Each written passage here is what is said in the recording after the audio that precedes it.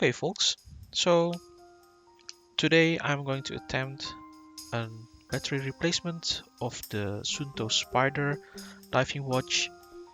My workspace is really small because I'm doing this just behind my desk, but as you can see in front of you, there are several tools laid out which I will be using for today's attempt. So this one is the wrench to open up the socket. I have noticed that there is some marks and scratches on the glass, so I've ordered a new replacement for that. The battery that we are using today is a Varta CR2430. As you can see, the date is still within range of 2027. I have silicone grease for the O-ring, and that's it. This toothpick might be looking a little bit weird, but I'm using that to manipulate or to pick out the rubber O-ring to not damage it. So let's get started. First of all, what we need to do is open up the ring, the sealing ring. You can see here that this holder has 4 pins that holds the watch in place.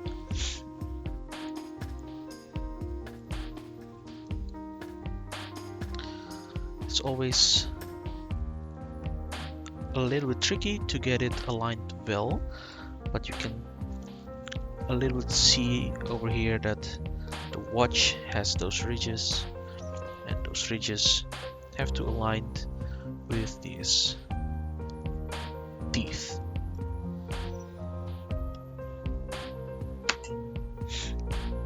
If it does fit very precisely and snug. So what we're going to do, this one is really tough.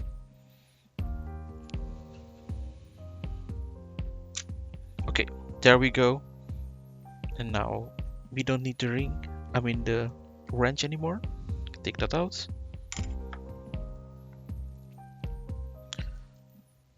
I've noticed that there are some dust that came a little bit loose. I'm going to take that to wipe that off as careful as I can.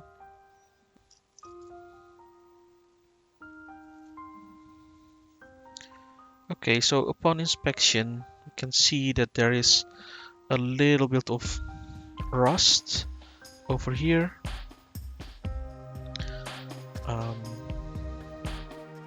It's not a big issue. As you can see, it come off very easily. Just give it a quick wipe.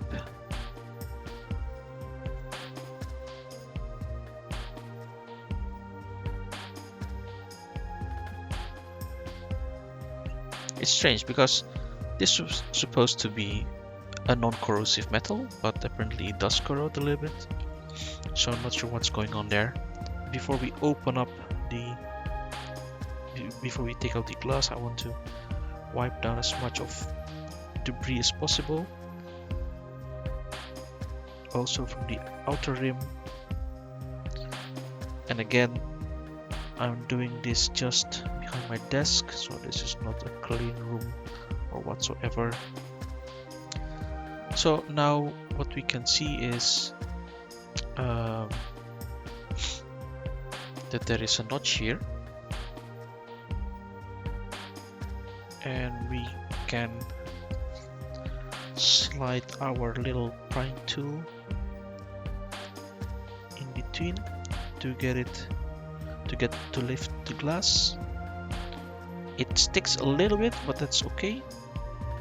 So the glass has a tapered side. From the side it looks a little bit yellow. Actually, if we take a look at the new glass, maybe you can see it, maybe not, but there is a slight color difference in there. If if I align them back to back, I would say that that is pretty much identical in terms of size. But perhaps we can take out the watch face.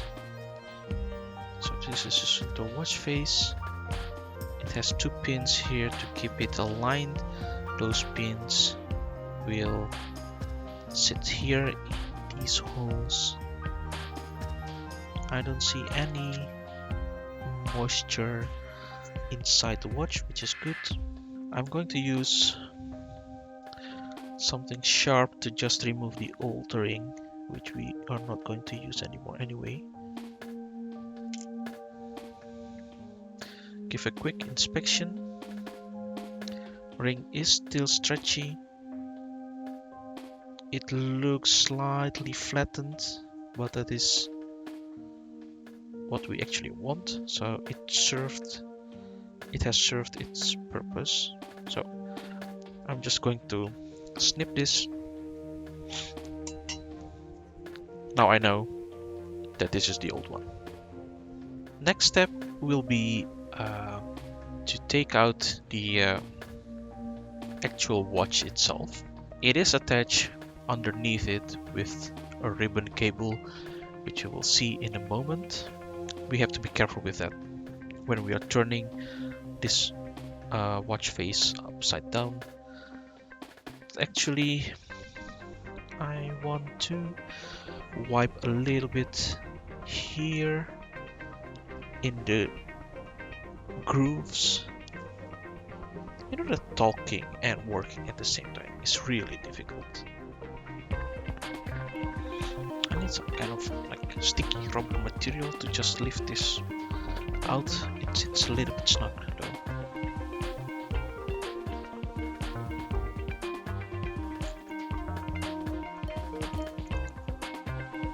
And there we go.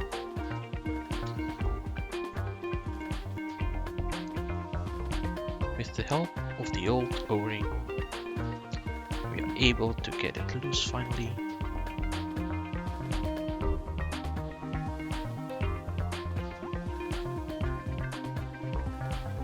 So as you can see at the bottom of it, there is a slight discoloration.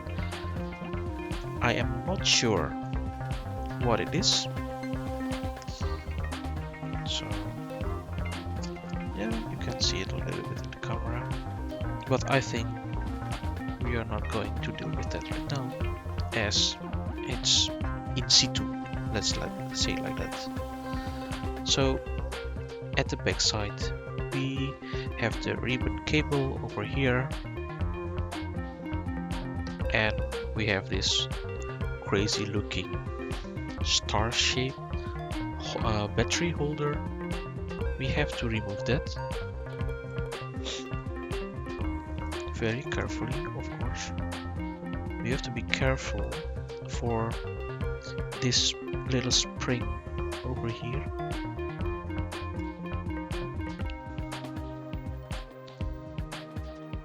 Okay, so plastic seems to be attached in here. We have these prongs and these prongs on this side, which clamps this star-shaped retainer. Okay, that was easier than I thought. So the positive side is facing towards us, and we can just remove it without any pressure whatsoever. Inspection for leakage,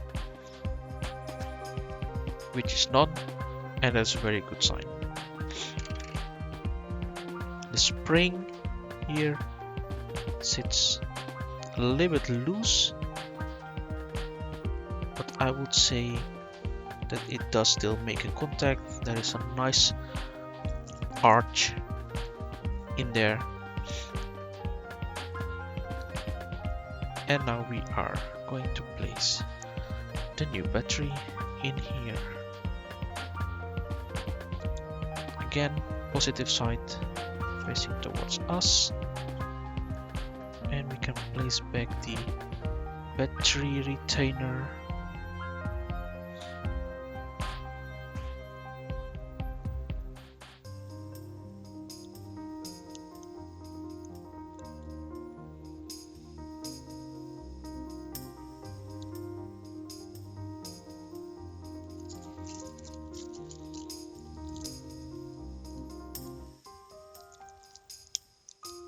Okay, that's it.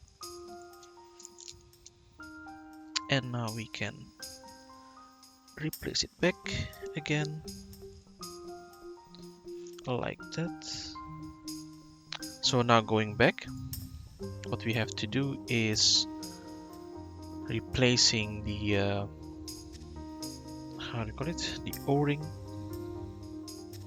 And before I reapply the new O-ring, I am just going to put the smallest, literally smallest amount of silicone grease, because we do not want all that grease to actually sit on the bezel of the watch with any chance that it can seep into the electronic itself. So what I'm going to do is I'm just going to wipe and run the silicone ring, or I mean the O-ring, through my fingers with the silicone grease. And again, you want to handle the new O-ring with a soft tool, just to make sure it sits flat. So the O-ring that I'm using is actually an 39 millimeters by 1. It keeps saying time though, so that's interesting. I'm not sure if we get to see something else if the cover has been placed. So this is the front watch plate, which sits right there. And then we take our new glass or crystal, make sure that there's no dust on there. So I think that's it. It fits, everything fits.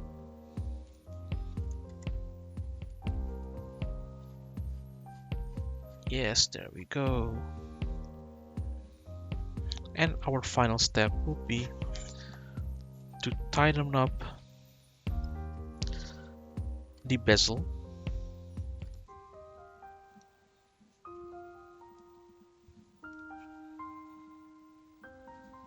And I think we are tight. And there you have it.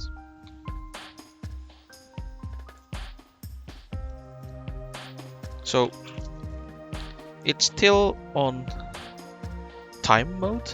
I have to reread the manual how to fix this, but it seems to be working, which is great.